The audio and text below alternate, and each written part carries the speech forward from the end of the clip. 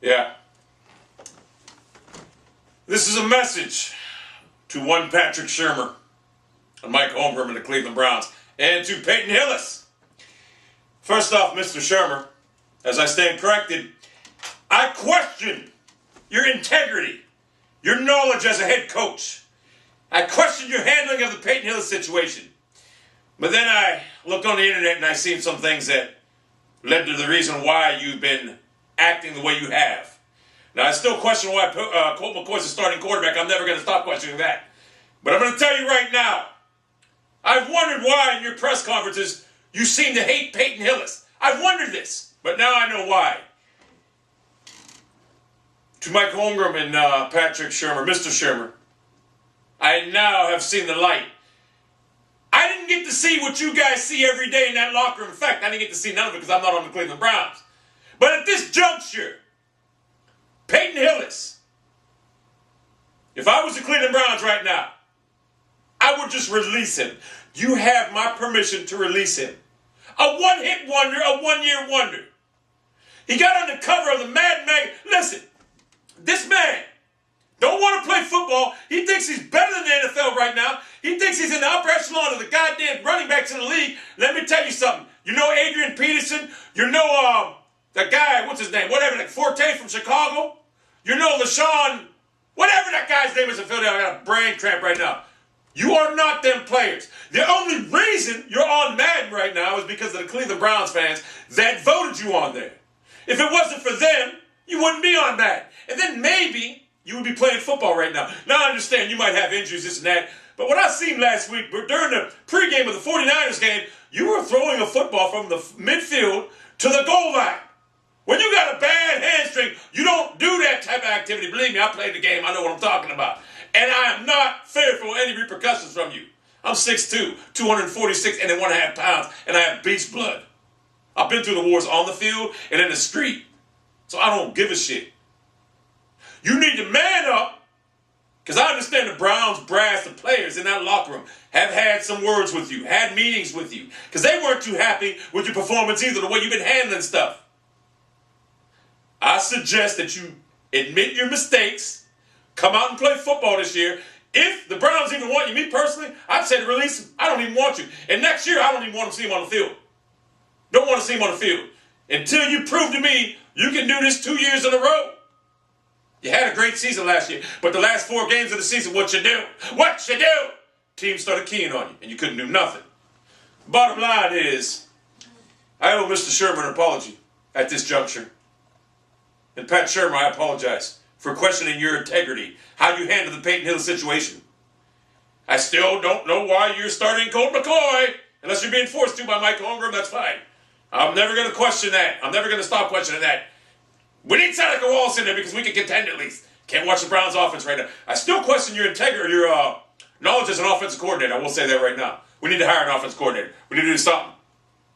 Something. But now I know why you were so short breath when it was come to Peyton Hillis in the interviews, press conferences. The man quit.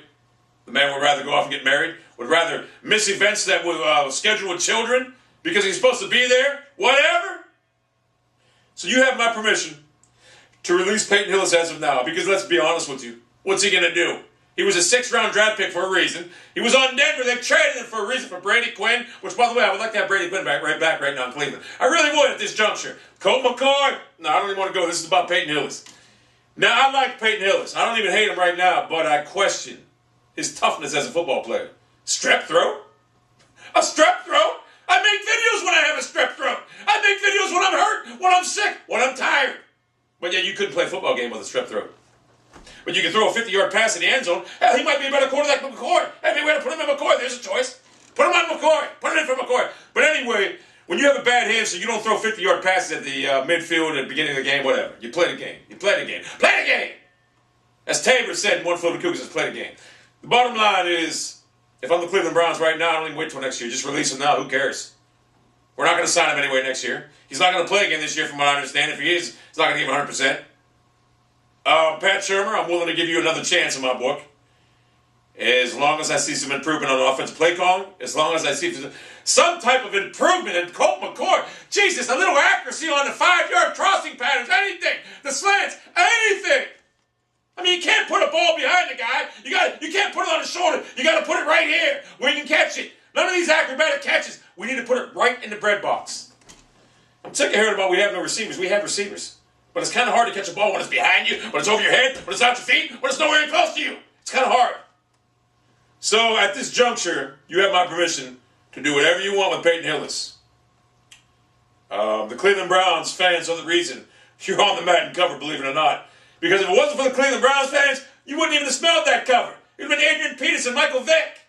How you're on the cover, I still don't understand why. You only had, 1,000, 1,100 yards last year? You don't deserve to be on that cover. Called the Madden curse, I don't believe in it. I don't believe in it at all. You want more money? Come out here and prove it on the football field, and you'll get more money. The guy in Chicago, Forte, is better than you. The guy for the Eagles is better than you. The guy in Minnesota is better than you. Hell, the third string back in Pittsburgh may be better than you right now at this juncture, because at least he can go in the game and play. He's not going to throw a football 50 yards. This is a rant video. Take a look in the mirror. When I put up 2 consecutive, I know it's hard to believe, I put up 2 consecutive videos one day that just weren't up to my liking. And I took them down. This was about 3 years ago. Because I did not feel they're up to the par, the level of excellence that I expected from myself and to give them my subscribers. I took them down. And right there that day, I looked myself in the mirror and I said, you got to step your game up. And for 3 straight years, I stepped my game up every video after video after video. You need to look yourself in the mirror. You know what you need to do? You need to grab one of these. Grab one of these, take a look at yourself and say, could I be the best I am? And I'm looking at myself right now and I'm saying I'm great. 246-pound beast! Look at that. I wish you guys could see this. God, I'm good looking. You're good looking. You really are. You're big too. You built well for your age. Most guys your age are slobs. You're like a fucking NFL linebacker. That's not the point. That's not the point. So, you need to look yourself in the mirror and say, do I want to play professional football, or do I want to be the cover boy Madden and act like I'm great, this and that, go on David Letterman and this and that? You were my favorite Browns player at one time, you and Josh Cribbs. I love Josh Cribbs, by the way. He's my favorite Browns player ever. Josh Cribbs, I love you. You're great. I hope that if you ever leave Cleveland, you get a Super Bowl championship, because if you were on the New England Patriots or any other team out there that used you, that use you the way you should be used, and you'd be a household name in the NFL. Right now in Cleveland, they ain't getting it done the way they're using you right now. They're using you as a receiver. You're going to name a quarterback to get you the ball. Josh Cribbs wants to play special teams again. You know why? Because he wants action. There's no action being a Browns receiver. You know what the only action is? Diving for a ball 5 feet over your head. Looking behind you when the ball's on the ground. That's the only action is the Browns receiver. Not the case. Not the case. So anyway, Peyton Hillis, I'm sure this video will open your eyes up. Like I said, I'm 6'2", 246.5 pounds. I'm a beast with beast blood. I mean, I'm sure you encountered people like Ray Lewis on that football field, but you've never encountered anyone like me on that football field. I was a defensive end, Cleveland St. Ignatius, the best defensive end that school's ever had. And I played linebacker there. I was a crossbred. That's what I did. I was a tweener. I played on the outside like Greg Lloyd, like James Harrison, Joey Porter. That's what I did. And I dominated. So I know the game of football. Question is, are you going to watch this video? Which I know you will. Or are you going to learn anything from it? The Browns players called you in for a meeting. And it's quite evident when you get called in for a meeting from your peers that you need to do some soul searching. And if that didn't work, maybe this video will help you out. You're on the cover because the Cleveland Browns fans got you there. And this is how you treat them, by not going out and playing football, this and that, because you got a strep throat. Or your hamstrings hurt, but yet you can throw a 50-yard pass through the uprights in San Francisco, Candlestick Park in a 50-mile-an-hour wind? That's how you treat the fans of Cleveland? You don't even try to play? Look, you want a new contract, go out there and prove yourself on the field. If you can't prove yourself on the field, what good are you to any NFL team out there? And you think any NFL team is going to want you after this whole fucking episode right here? Probably looking at you like this guy's a head case. Now, you still are not as bad as LeBron James. LeBron James left to go chase a title because he couldn't do it on his own. He couldn't be. Michael Jordan would have never joined Larry Bird in Boston and said, hey, I need a ring, please help me. No, he did it his own way because he has beast blood. Michael Jordan. LeBron James has the greatest talent to ever play in the NBA right now, but 10 years from now, someone else will come along way better than him and probably has beast blood and will be better than Jordan. It always happens in sports. Someone always comes around in about 10, 15 years is better than the last player. LeBron James, you have that ability, but you don't have it right here.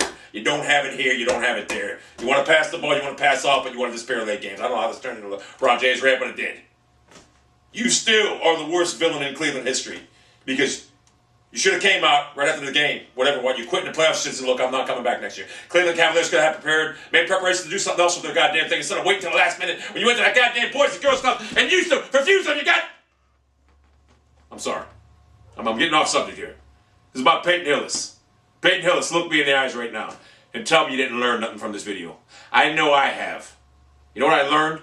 I learned that I could take a small YouTube channel and make it into a fucking biblical beast. And I learned that if you see this video, which you will, and you watch it, I am the one, not the Browns players, not the coaching staff, not your agent, whatever. I'm the one that is going to steer you down the right direction and resurrect your career and get you on that football field this Sunday against the Houston Texans. I know I will be the one that does that for you. So, hope this helped. And to the Browns fans, I'm going to give Shurmur a shot because I believe there's a reason why he was mad at Peyton Hillis.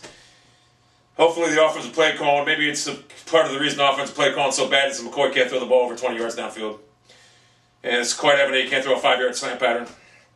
And it's quite evident he can't even hand the ball off anymore because he fumbles his own snap. As Dan Fouts put it like 3 times last week, and McCoy recovered his own fumble again. Tom Heckert, you've done a splendid job. Now it's time to focus on offense. Maybe get a quarterback. Anything. Anything's better than this thing we got now. I would suggest Pat Shurmur to start Seneca Wallace. He's familiar with the West Coast offense. He used it in Seattle. Mike Holmgren's he's from his tree. They obviously drafted him. Obviously played for Mike Holmgren. And from what I've seen of Wallace last year, he's better than this kid we got now. He's better than McCoy. On one leg, he's better than McCoy. So, there you have it. Expecting my phone to ring because I know he'll call me when he sees it.